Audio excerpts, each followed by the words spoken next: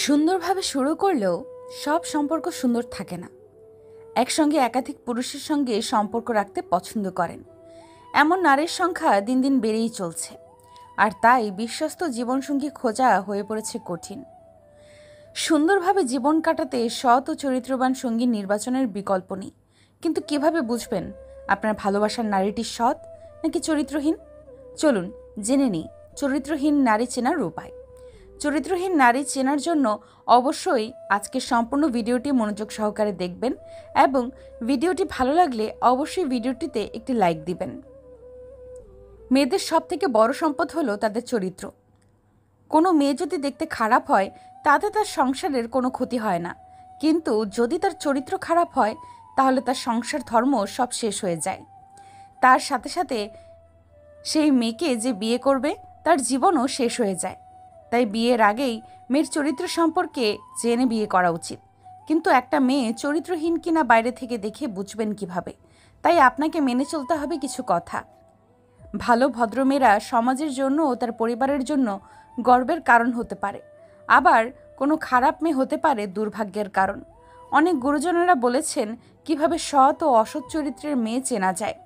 একাধিক পুরুষের সঙ্গে সম্পর্ক করা মেয়েরা কখনোই ভালো হয় না।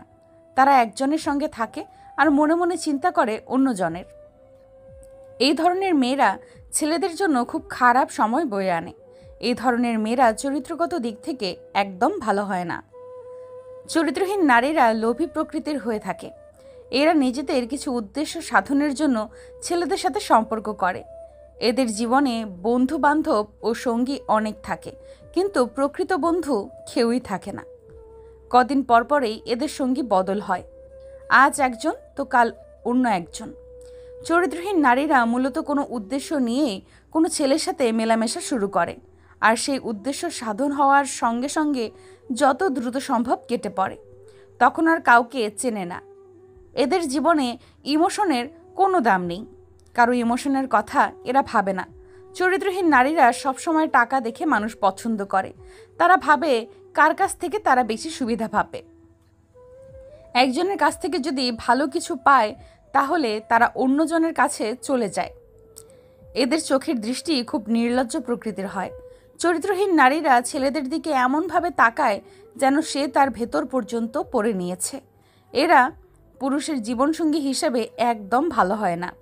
এরা যখন তখন যে কারোর প্রেমে পড়ে যায়। এরা অল্পতে খুশি হয় না। এদের চাহিদা দিন দিন বাড়তেই থাকে। নিজের চাহিদা পূরণের জন্য অনেক পুরুষের সঙ্গে এরা সম্পর্ক রেখে থাকে। আবার অনেক মেয়ে আছে অনেকগুলো ফেসবুক, হোয়াটসঅ্যাপ, ইমো অ্যাকাউন্ট ব্যবহার করে। এক একটা অ্যাকাউন্ট দিয়ে দিয়ে এক একটা ছেলের সাথে কথা বলে।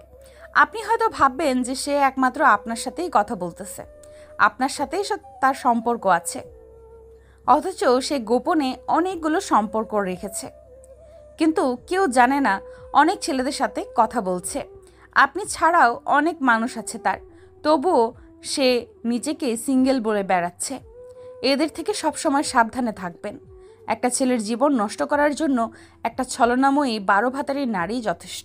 তাই সবসময় চেষ্টা করবেন এইসব নারীদের কাছ থেকে নিজেকে দূরে রাখার। আর অবশ্যই কখনোই চরিত্রহীন নারীকে বিয়ে করবেন না।